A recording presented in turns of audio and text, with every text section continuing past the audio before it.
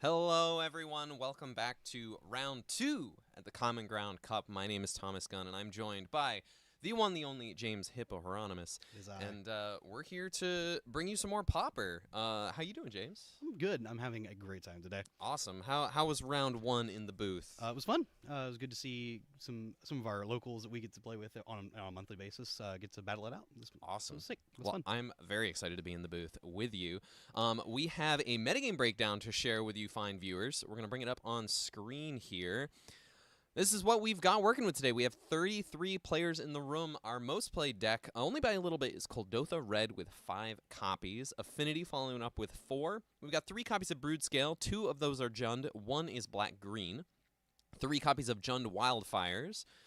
Blue-Red Terror and Madness coming in with 3 copies, though one of those Madness decks is a very sick, the Red-Green Madness deck. Very cool deck. Very, very, very cool deck. We've got 2 copies of Mono Blue Terror, 2 copies of Mono Blue Fae, 2 copies of Black White Blade, which we just saw on stream from Austin Walker, and 6 one-ofs. We've got a Mono White Aggro, Elves, Gardens, Walls, Black Green Fog, and someone was brave enough to bring Flickertron. I think I know exactly who that is. Excellent. So what do we think? What do we think of this metagame breakdown? Kind of about what you would expect. This is about what I was looking at. I think this is pretty representative of what even on like a weekend challenge would look like for us that we cover. For sure. Yeah. For sure. And it's nice to see, like, we always joke on the podcast that, like, Affinity almost never gets played at our locals. It's true. But it's nice to see, like, we talked about it our last monthly event that we generally play. There were a bunch of Affinity decks there, and today it's the second most played deck in the room. Yeah, a lot of people have bucked up and decided it's a deck worth playing now. Wised up. They've wised up to it being one of the better decks in the format. Awesome. So what do we have here for us today? All right, for round 2. For round 2, we've got Ian on their version of Kuldotha Red. This is a little bit different than the traditional Kuldotha Red version. They're very into the Goblin typal stuff that's going on, like Goblin Schledders, and is the big one here. For sure, for sure. And then on the other side, we've got Devin on Blue-Red Terror, just pretty stock-looking Blue-Red Terror deck. Beautiful. Yeah, I'm looking through this list. Looks like we've got our players here just about ready to go. You got Ian on your left. You've got Devin on the right. So Ian, as well as these Goblin, looks like Devin's going to start off with an island. We're going to resolve a preordained. So tell me about some of these interesting choices that Ian has working in their Kuldotha Red list. Also, so they've decided to also really speed up the pace of play of their deck by adding like Lotus Petals to the deck. Yes. So you have some very explosive starts from this particular version of the red deck. Also, by playing things like the Mogrator and the Goblin Sledder, you're able to move around damage a lot as like the game goes on and makes blocking really difficult. It's true. Ian's gonna play a Clockwork Percussionist, get in for 1. This will be a nice threat to ideally get a card off of in exchange for a removal spell. Looks like Devin is flush with card draw and terrors, and not so much on the removal. Just gonna play an island and pass. Hopefully, finding something. I assume there's a counterspell in the wings. And I'd imagine that Devin will fire off a counterspell on basically anything that Ian puts on the table. Let's see if there is a counterspell to be Looks had. like Ian's just holding it up, like expecting to get countered, and there it is. Played it around the pretty obvious counterspell there. All right, well, we got a second Tomb Raider, so we'll crack in here for 3. We got that artifact to make that Goblin Raider, Tomb Raider into a better Goblin Guide. It's true, better Goblin Guide is what we call it. So Devin's going to fall down to 16. Oh, look, I'm in chat, and I'm not even in Twitch here. Preordained coming down here on turn 3. We see a Scred and a Tolarian Terror. Looks like Devin likes both of those cards. I think. Yeah, I think if Devin kept the Scred on. Yeah, kept the Scred on top. Yeah, if Devin can get down these Tolarian Terrors and start putting up blocks against these pesky little goblins, that's where he wants to be. That tends to be the turnaround point for these terror decks. If you can get a 5/5 down by turn 3 at the very least, you're usually in good shape. Outside of like a very wide Kuldotha, maybe Bushwhacker start, which is hard for a lot of decks to go around that. So here we see a rebirth. There's the rebirth sacrificing the Clockwork Percussionist. So we'll get 3 1/1s, and we'll see 3. We'll see an extra card, which is the Fire Blast here.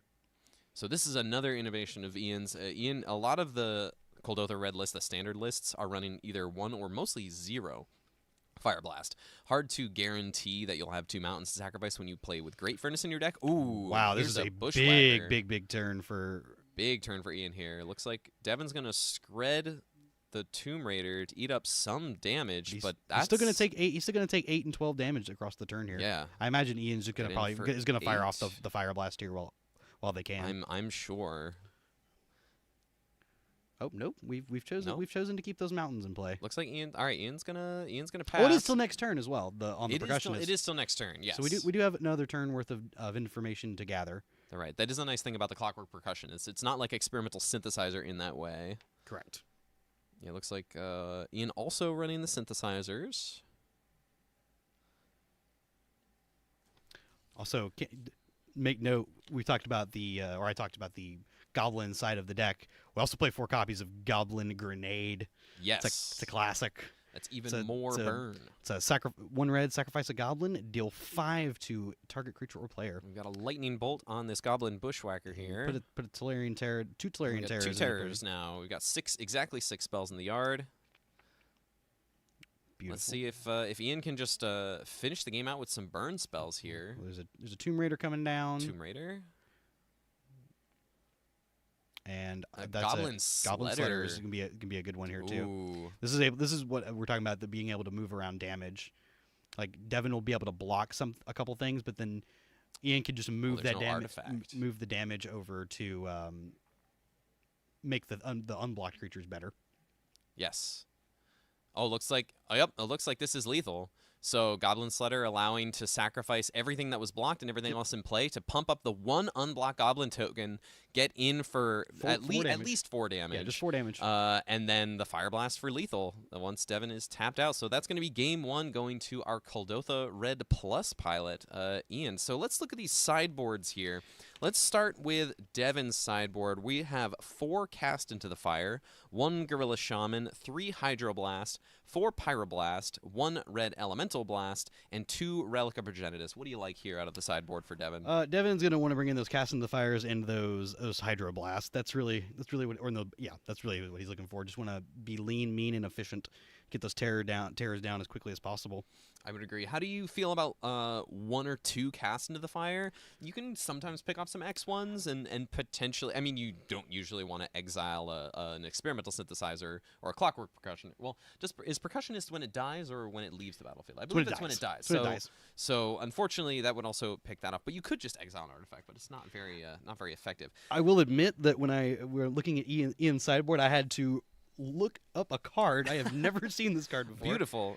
So let me read through the list, and we'll read that. We'll save that one for last. So Ian's sideboard, we're looking at 2 Cast into the Fire as well, 2 End the Festivities, 1 Flaring Pain, 2 Pyroblast, 3 Raise, 1 Silphok Lifestaff, 2 Tormod's Crypt, and 2 copies of Hearth Charm. Yeah, Hearth Charm being the card I had never seen before, but it's a single red from Visions.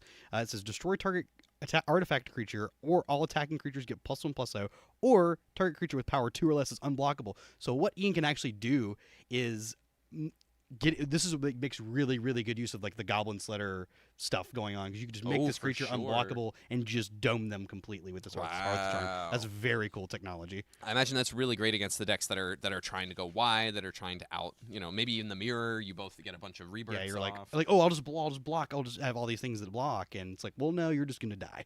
That's awesome. You're just gonna be dead.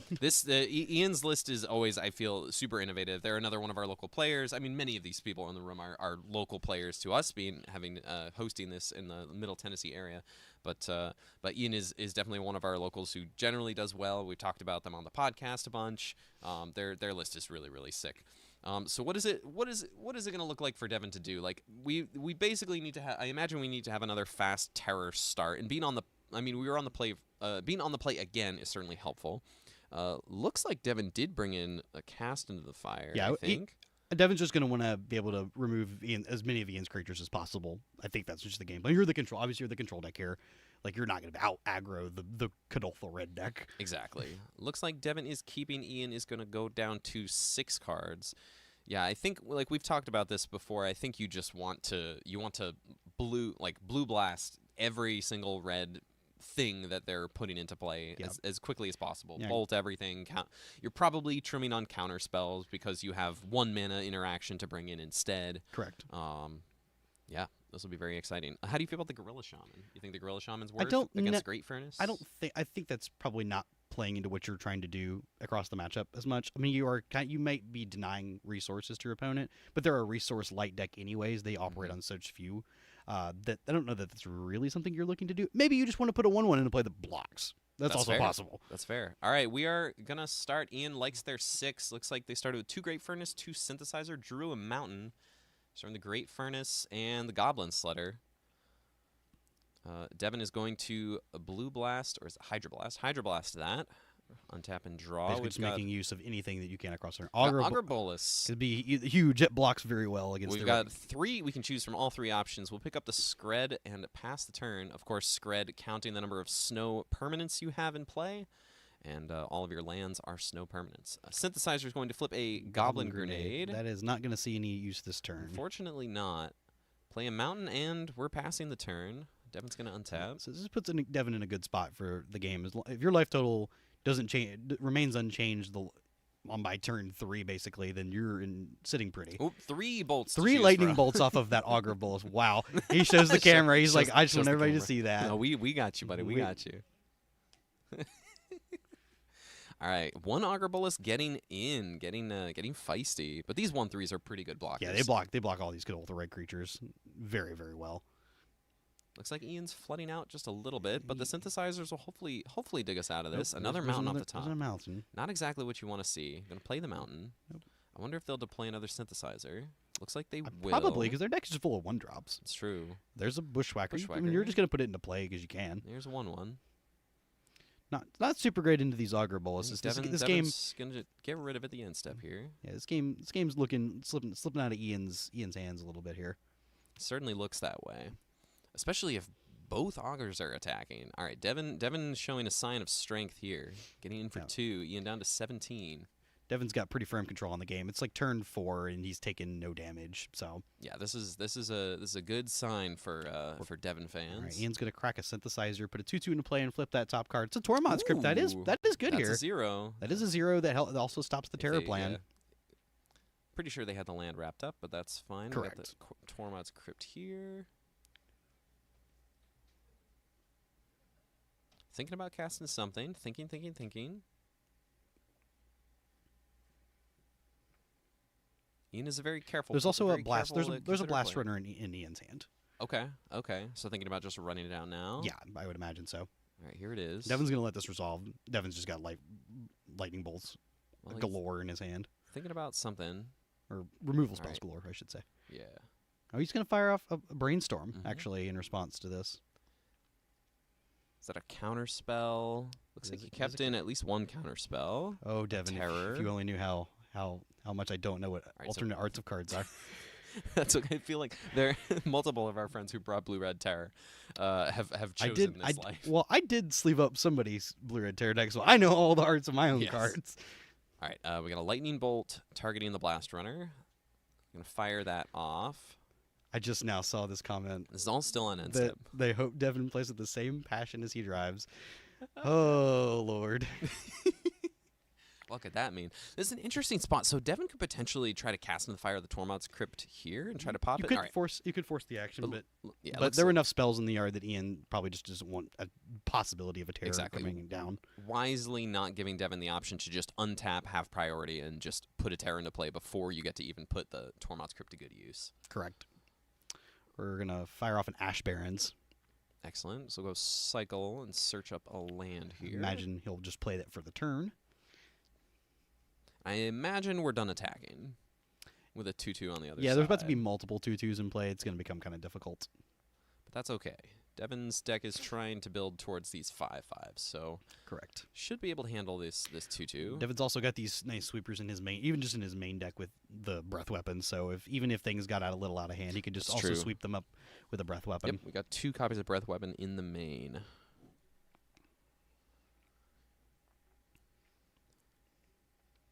Devin giving it a good think here. We're going to pass the turn. Ian's going to untap and draw. Yeah, the onus is on Ian to do something to progress the game. Devin is okay just sitting here for a while. Absolutely.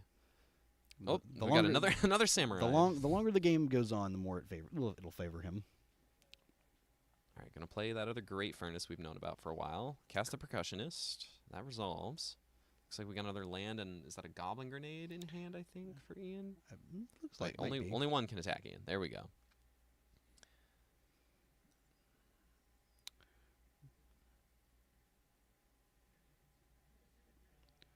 Let's see. All right, we'll choose we're no attacks. Choosing not to attack. Still have another synthesizer next turn to crack, so Ian's not out of gas yet.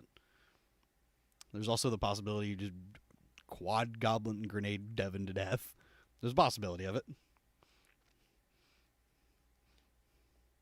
See Devin tanking over here a little bit, see what he wants to do. He's got Terror, Counterspell, Cast into the Fire. Let's see how aggressive he wants to get. Oh, he's going to just get rid of the synthesizer now so to deny Ian an extra card. Interesting. Does this matter if we're doing this in second main phase or end step? I think synth is it'll just end no matter when you do it, I imagine, Correct. right? It is just until the end of turn. Yeah. Okay. Yeah, so popping that now, denying a samurai. Denying a samurai, denying an extra card, potentially. Potentially. Which was just a land. Yeah. Which is fine. Totally fine. Fine to get that out of the way for Ian. Yeah. So we'll see if he... I imagine this Clockwork Percussionist probably gets into the red zone this turn just to look at another card. I don't mind that. Or getting in with the squad. Everyone's coming in. You're gonna get some. You're gonna get in something here.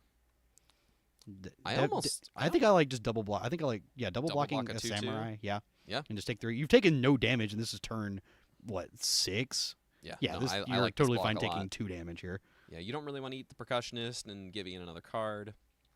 The other samurai is going to go right back into the sleeve with its friend. We'll see a Blast Runner put on the stack here. Devin probably. Let's see if Devin wants to counterspell this or not. He's probably just going to counterspell off anything he basically can. He just wants to maintain control of the game. All right, so this is a Sledder? Mog Raider. Yeah, Mog Raider. It's the Mog other Saka. What does Mog Raider do? It's basically the same thing as the Sledder, but I believe it's only goblins. Okay.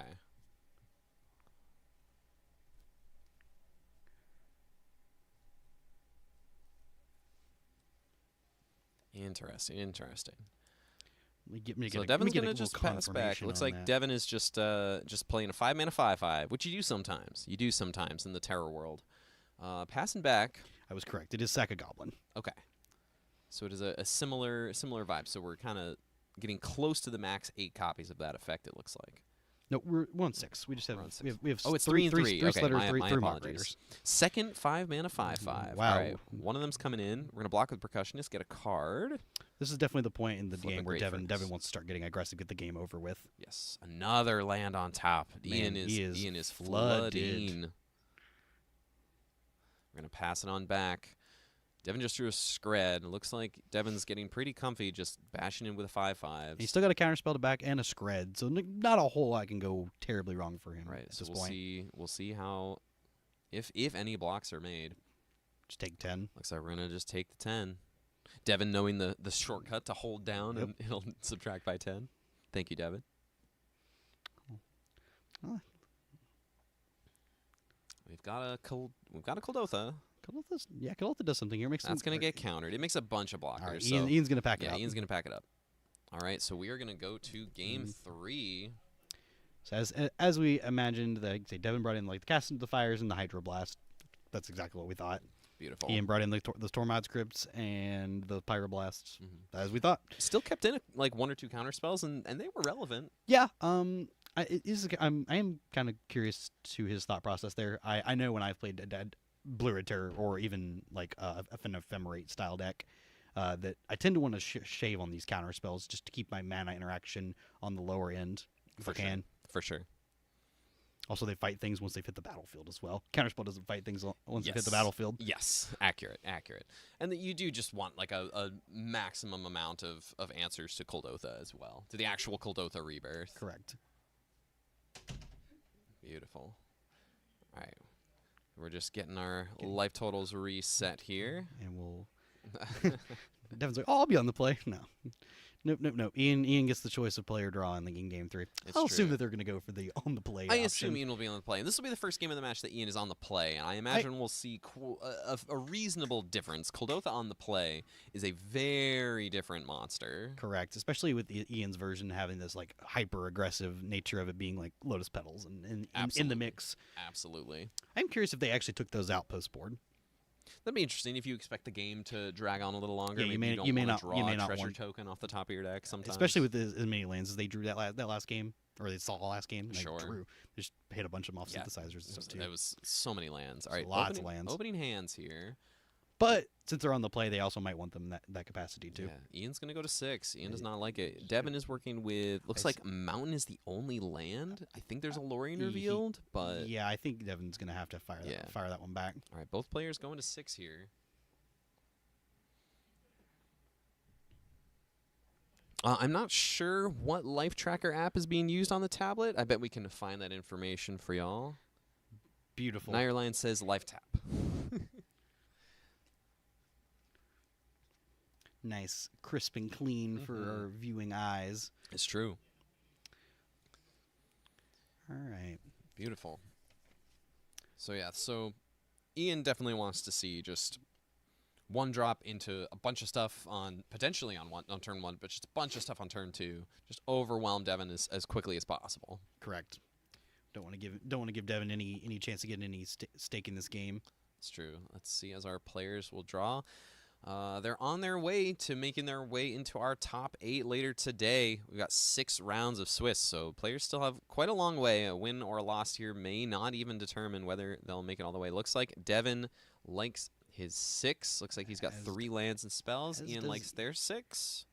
Start off with a Sledder. Got a Sledder. And a tap land. You love to see that if you're on the Kuldotha side. Correct. Whatever it is not getting blasted this turn. All right, Synthesizer to start off. Reveal Mog Raider. Correct. Looks like we're going to cast that off of the Great Furnace, and I imagine get in for 1. Yep, cracking for 1 there. 19. Devin's going to untap. We've got an island. Oh, looking at this cast in the fire, might just tag this Great Furnace, but I don't know if that's going to be the play. I think he's actually just going to 1/1 try to kill both of these creatures, which you can Ian is just sacrifice one of them. You're going to protect one of them. Yeah. Which is fine. That's fine. Okay. Just keep the board a little bit clear. Totally reasonable. Interesting that it was the Raider that was kept, actually. All right, we're going to rebirth the synth. So now this is Ian's game plan. This is what we're wanting to enact here. The way is clear. Flipping lands is maybe not the plan. Looks like Ian also has a couple lands in hand, so unfortunately, a couple of land-heavy draws. And not playing a over an excessive amount of lands, just the normal the 16 lands are from the red deck. It's true. It's true. Just potentially on a rough side of variance. Devin's going to see a couple spells land, Murmuring Mystic, another spell there, shuffle them away, probably looking for some more interaction. Yeah, we just got to stem the bleeding a little bit because he just wants the game to go a little bit longer. And I think I saw. Did I see a Relic of Progenitus? No, I must have seen a different card in Ian's hand. Yeah, no relics. No, I know Devin's sitting on a Lightning Bolt. That looks like a Lotus Petal, I think. Yes? Are they the fancy Lotus Petals? It's a fancy card. Oh, could be. Right. Let's get in there. Try to kill 2 things. Protect the Raider. Sack the 1. Protect it. Hit for 2. Actually, this is 4. Yeah, there's a hit for 4 in total. So these Cast on Fires aren't. They're not great, especially they are. It's because what Ian's doing is using these Mog Raiders and Goblin Sledders is really good against the traditional style of ways that this Terror deck would deal with the board. For sure. You're even able with a Kuldotha Rebirth and one of the 2 sack creatures, you're able to keep your creature or keep a couple creatures in through a breath weapon, which is really nice. Exactly. Devin keeping Skred Hydroblast on top with this Preordain. He just wants removal spells. Absolutely. Draws the Skred. Also has a Lightning Bolt in hand. Script. Okay. So we'll see if Ian wants to lead with this. Let's see if suss Fire out off a Tormod interaction. I think that's fine. Devin's not really worried about it. I don't know. Tormod script. Looks like he might do something here. He doesn't have a Terror that Looks interesting. like he's gonna Lightning Bolt in response. the Raider. response. I imagine this is targeting the Raider. I would assume so. I haven't seen anything to indicate. Looks like gonna sack the itself Raider to give the token +1. Yep. Sure. This is a blast out of Ian's hand. Okay, gotcha. That's what it is. All right, Tormod's Crypt is gonna be cracked here. That's why it looks fancy. That's why it looks fancy. Oh, from like the Planeswalker spellbook or something. I think it's the new ones from the Future Sight Border ones. Oh, I believe. Okay, gotcha. From that whatever sense. Mystery Booster. Mystery Booster 2. Whether is it Terror or should play Ponder or Preordain? That's an interesting question. I think. Okay, here's something that was told to me. All right, the counterspell is going to get blasted. Oh no, you're correct. It was the spellbook one, the Chandra spellbook. Okay, gotcha. I've heard it told to me that if your deck is shuffling or cycling more, maybe doing more brainstorm things, that you want Ponder. But if your deck is just kind of setting up like one thing at a time, just trying to like ease through some stuff, you'd want Preordain. I like in a deck like Mono Blue Terror, I think Ponder is the better choice. You look deeper at cards. You're thought scouring the top amount of your library away sometimes, brainstorming, cycle with Lorien Revealed, and you're doing some amount of that here, but not so much thought scour. So I think Preordain is better. Yet another 5-mana terror from Devin. But life totals at 5 could just be dead to a Goblin Grenade. It's true. There's a Tomb Raider. And a passing. If Devin can untap with a counter spell to not die to just another 5-mana terror. Another 5/5. Shipping the turn. All Still right. dead to Goblin Grenade. Yeah, we're dead to Goblin Grenade at any point here. The Blast Runner does make blocking a pain. We're going to draw here. Looks like just a couple of red cards. Ooh, we're getting in the red zone. We're getting in. Oh, this has got to be a breath weapon that Devin drew. Looks like Ian's going to go to 10.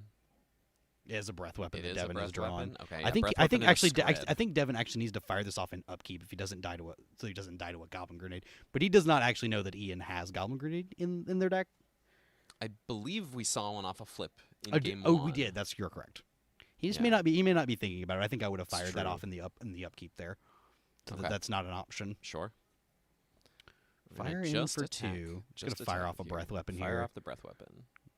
No. That's and it. That's gonna be it. Man, that aggressive Ian attack from Devin. Yes, that aggressive attack and no blocks is going to bring the match to its conclusion. Devin's gonna take game 3 here over Ian with Blue-Red Terror. Yep, I think we've as we've talked about on the show a few different times. I think this is a pretty good matchup for the Blue-Red Terror side. They have so many rats, they have so many cheap, efficient counterspells, and they have cheap threats. Like it's just a recipe to beat up on the red deck. Even if Ian's deck is able to do the things a little bit faster than the normal red deck, but overall the cards out of the Terror deck are just really poised to beat this red deck. Absolutely, I agree. You kind of need to make sure you can get your foot in the door, like Ian was able to do in that first game. Really get your foot in the door and really kind of have enough things in play already to invalidate any of the counter spells. Devin was really able to leverage some counter spells. Throw away a couple of cheap interaction spells early, but then leverage the counter spells and the blue and red blast back and forth in some interesting spots. And even just a 5, as we saw, just 5-mana 5/5s. Sometimes that's what got there. Done. That's what got there. Yeah, 5-mana 5/5s Ward 2, pretty good. It's true. Pretty good. So we're gonna get Devin for an interview in just a few minutes, and then we'll ask him some questions. Cameron will be on the interview with him.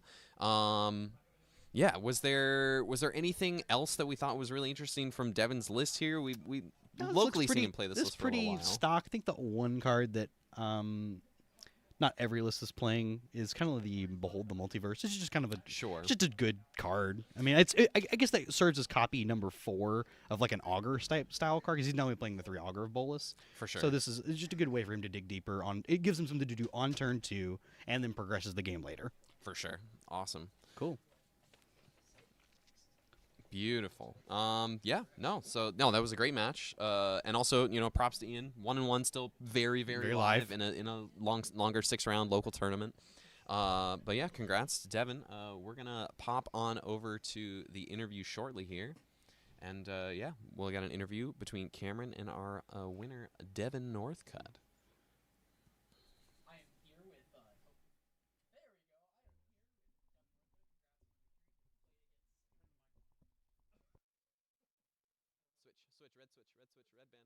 Red band on the bottom, red band, turn it on.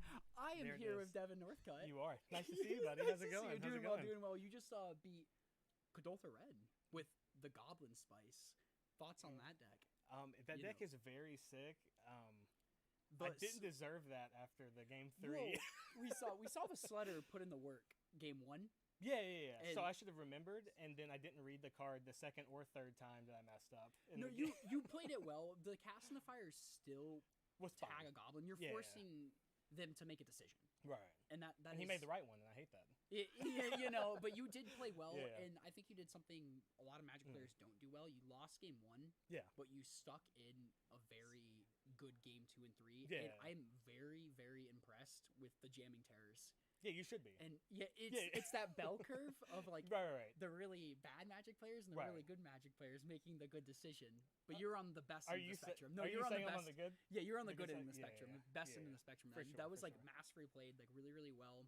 Is that what you want to see today? Like, do you want to play If I against face the Kuldotha only matchup? mono red, I would be very happy. I'm very nervous about the Jund Broodskill matchup, like I always should be. But That is, you have the counter spells for that. Yeah. And even with both, you have, is it Breath Weapon main board? we have Breath Weapon. How many board. copies of that main Two. board? 2. And that, And 0 on the sideboard. it's great against mono red. We Yeah, saw that's it. the point. Game 3, Yeah. it locked it up for you. We Yeah. saw the swing of the terrors, and it's like, oh, it has to be Breath Weapon. Right, Or right. it's insane. Yeah. Well, no, I'm also insane. I would have done it either way. Yes.